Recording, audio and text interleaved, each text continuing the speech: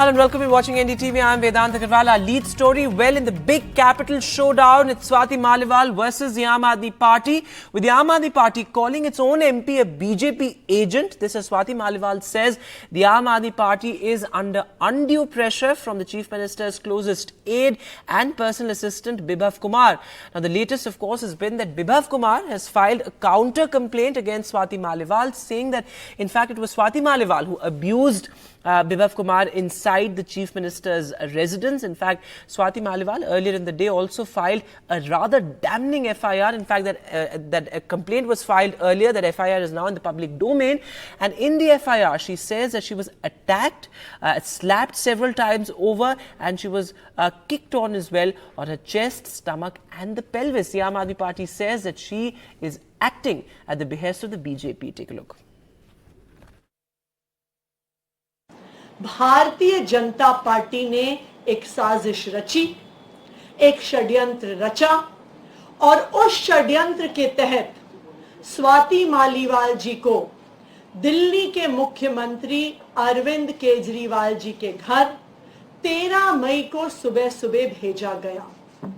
स्वाति मालीवाल जी उस drawing room में बहुत आराम से बैठी हुई हैं। वो पुलिस कर्मियों को ऊंची आवाज में डरा रही हैं, धमका रही हैं। विभव कुमार जी पर जिस पर उन्होंने आरोप लगाया है, ऊंची आवाज में उनको भी धमका रही हैं, उनके लिए अपशब्दों का प्रयोग कर रही हैं। उनके कपड़े फटे हुए नहीं हैं, किसी भी प्रकार से उनके सर पर चोट नहीं दिख रही है। तो आज के इस वीडियो ने साफ साफ देश के सामने रख दिया है कि स्वाति मालीवाल जी द्वारा लगाए गए ये सारे आरोप बिल्कुल निराधार हैं, बिल्कुल झूठे हैं। So that big political face-off right ahead of polls here in the national capital. But in other news, in an unprecedented move, the Enforcement Directorate has made the Aadmi Party an accused in the liquor policy case. It's for the first time that a political party, an entire political party, in fact, has been made an accused in a particular case.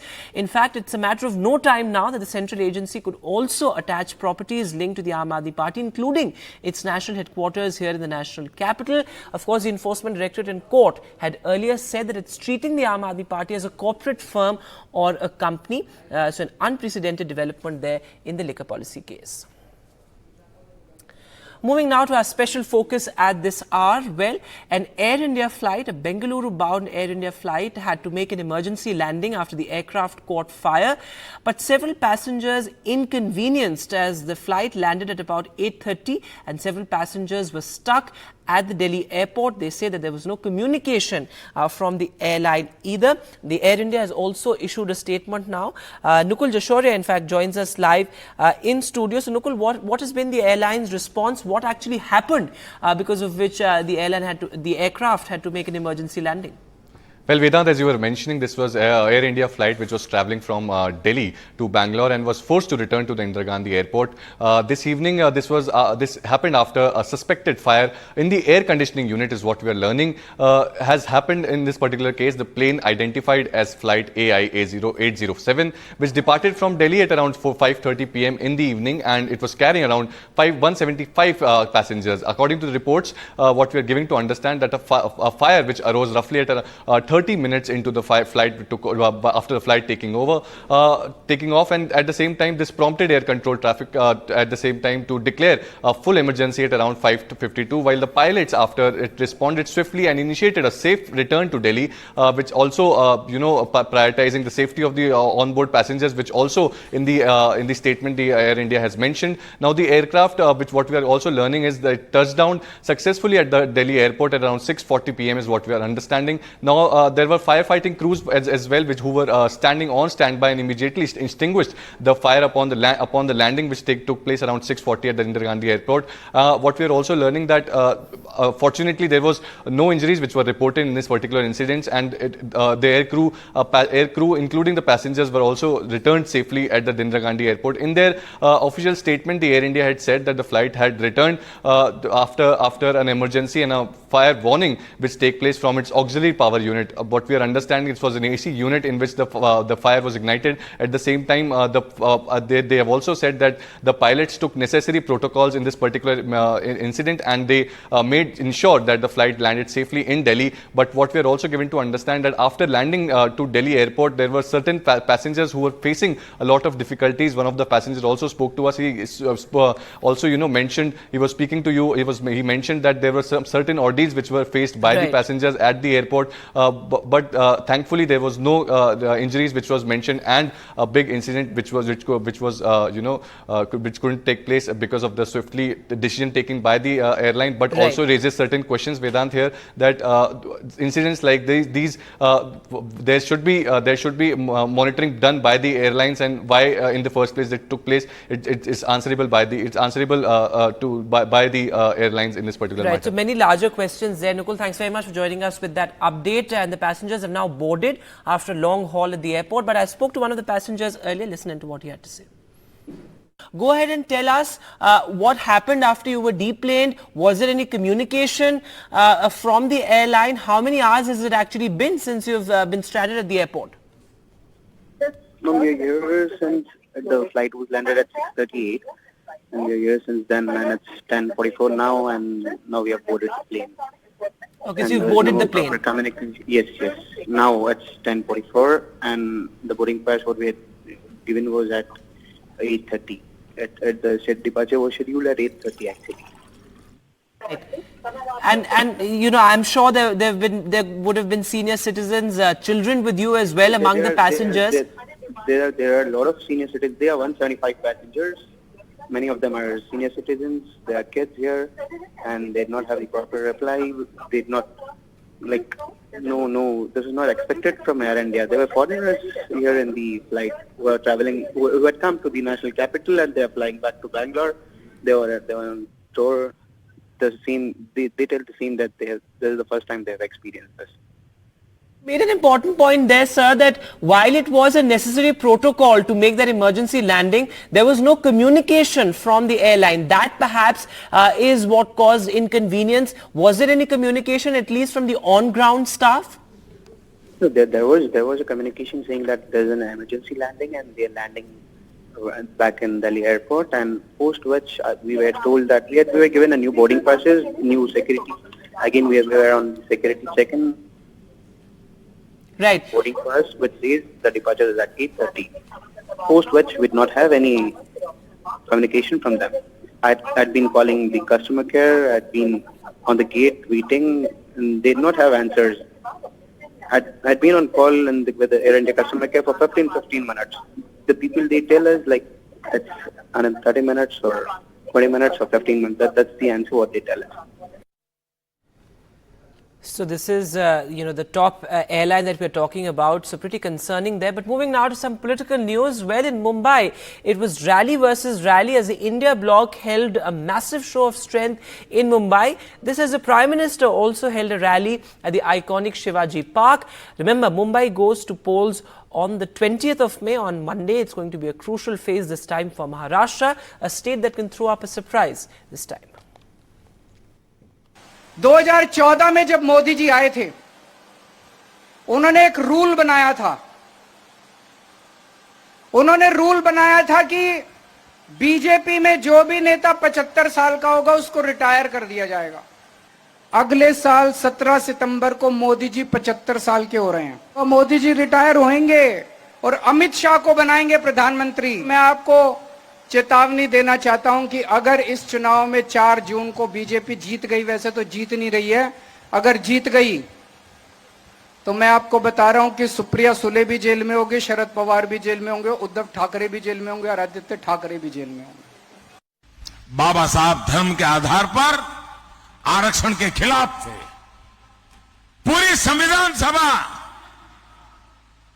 एक मत हुई थी कि हमारे देश में धर्म के आधार पर आरक्षण नहीं होगा, लेकिन इंडिया गाड़ी वाले दलित, पिछड़े, आदिवासियों के हक का आरक्षण छीनकर धर्म के आधार पर वोट जिहाद करने वालों को देना चाहते हैं। सत्ता के लिए इनकी धोखेबाजी नहीं चलेगी। आर्टिकल 370 हटाकर देश में एक संविधान लागू कराने वाला मोदी संविधान का सबसे बड़ा रक्षक है। And with that, we'll take a short break now, but news continues on the other side.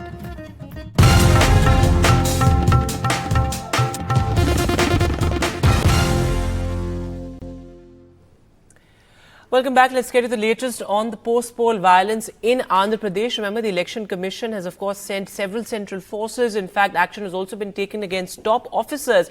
But an SIT has now been formed to probe the post-poll violence. Uma Sudhir with the report. A flag march by Central Security Forces at Narsaraopet in Andhra Pradesh. There are seen multiple incidents of clashes and violence between rival political groups even after voting on Monday. The Election Commission has ordered 25 companies of Central Armed Forces to continue in the state till a fortnight after counting. Special investigation team is to report to the Election Commission within 2 days on what went wrong. This after the EC had summoned both the Chief Secretary and the DGP to personally explain reported negligence or lack of supervision that led to the outbreak of violence. Multiple officers have either been transferred or suspended. This video from the wee hours of May 15 outside the home of Tadipatri YRCP MLA Kethireddy Pedareddy shows security men breaking CCTV cameras, raising questions about the neutrality of the police force. Another video shows YSRCP supporters attacking a TDP leader's vehicle on May 13. The policeman who protected him was also assaulted.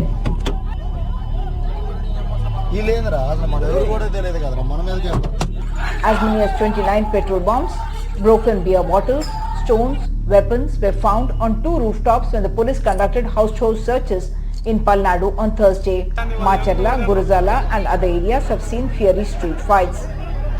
Even before polling, incidents of assault, setting fire to vehicles, damaging campaign vehicles, stone pelting was reported from Annamaya, Chittoor and Palnadu, and a few incidents in Guntur, Anantapur and Nandyal. Prohibitory orders and leaders put under house arrest has brought the situation under control. Even after the high-pitched campaign came to an end, political tensions continued to simmer and in fact boiled over. The battle for Andhra Pradesh has been ferociously personal and bitter. And with both sides claiming a landslide victory, the anger and frustration of the losers may in fact spill over as violence on the ground. That's the big concern. With inputs from Andhra Pradesh and camera person Nagaraju, Uma Sudhir, NDTV. And moving now to some international news, where in an exclusive interview to NDTV, the Swiss envoy has said that ahead of the Ukraine peace meet, the Swiss really look at India to play a key role as far as the mediation process is concerned. Take a look.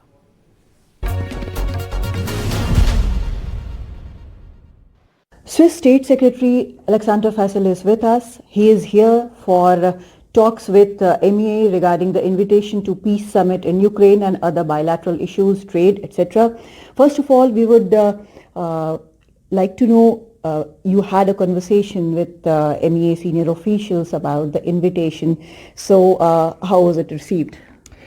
I had a very good conversation with my counterpart secretary Kapoor. For me, it was very important that I can meet him, touch base with him and go through the motions as far as this peace conference is concerned. Where are we coming from? What are the objectives? What is the expected contribution of India? And to reiterate the invitation that has been pronounced to 160 countries and India, of course, on the head of state, head of government level.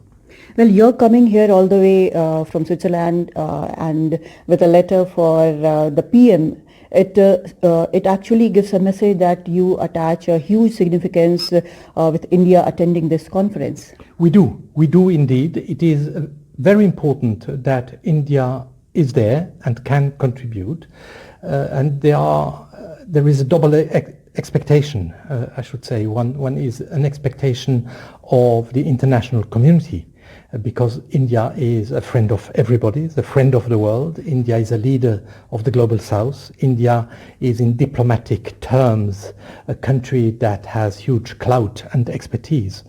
So that is the international expectation, and us as bilateral friends, we have just celebrated the 75th anniversary of our friendship treaty. We really feel that we need India with all its quality and wisdom at our side in this process. Would that be the letter that you are carrying for the PM? That indeed is the letter which specifies what we want to do, and which I explained in greater detail to my colleague. About the agenda of the conference. The agenda and the objective.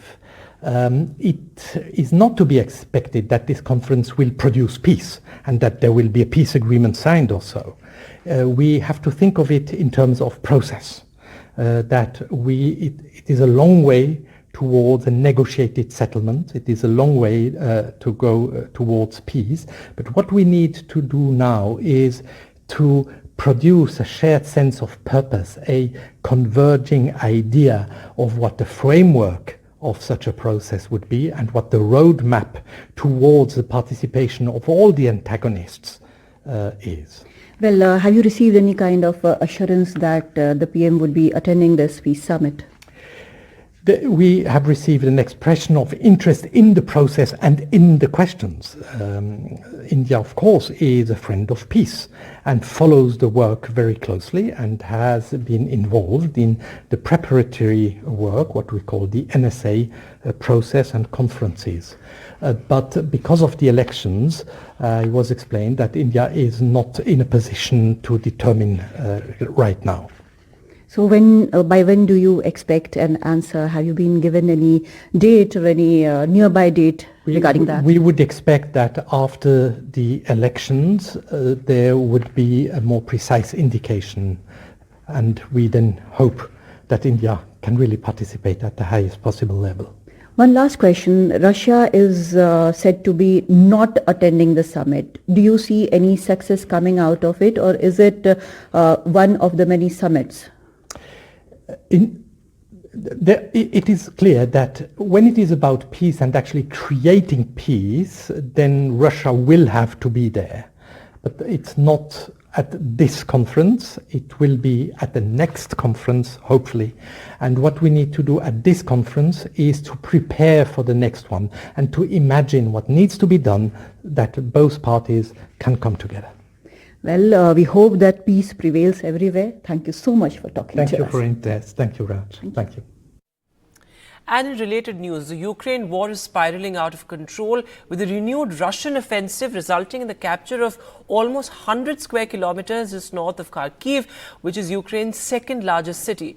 Vishnu Shom has this report on how the ground situation is panning out and how Switzerland, in fact, is trying to bring a peace agreement. Take a look.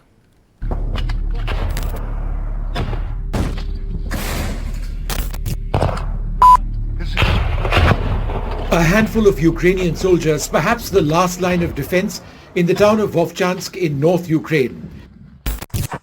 An area where Russia's forces have made massive inroads, capturing 100-odd square kilometers and threatening Ukraine's second largest city, Kharkiv. The Russian attack comes as Switzerland, which plays the role of a neutral player, has called for dozens of leaders to meet in Lucerne in a landmark peace summit, an attempt to end the war that continues to spiral out of control. India, Switzerland feels, has an important role to play, which is why Switzerland's Foreign Secretary will be travelling to Delhi to make the point that India's newly elected Prime Minister must attend the summit on the 15th of June. For now, Delhi hasn't decided whether India's representation will be at the level of the PM. Significantly, Russia's President Putin will not be attending. This is a map of Ukraine showing the city of Kharkiv in North Ukraine. Just 30 kilometers to the north of Kharkiv, there has been intense fighting in the areas marked in circles. And the areas shown in red are areas which have been captured by Russian forces. Ukraine, in a major counter-offensive, has attacked a major airbase in Russia-occupied Crimea to the south of the country. Several Russian fighter jets have been destroyed, in addition to a major surface-to-air missile system. The war in Ukraine is not just attritional, it revolves around the industrial capability of Russia versus Ukraine's Western allies. Bombs, artillery shells, missiles, they have to be manufactured and deployed. Russia may have an edge in that now. Ukraine's chances of continuing its resistance depends heavily on continued weapon support from the US and its partners. Vishnu Shom for NDTV. So, well, the world may have lost interest in the Russia-Ukraine war, but it's still causing massive destruction. That's all the time that we have on the show. From all of us here, goodbye.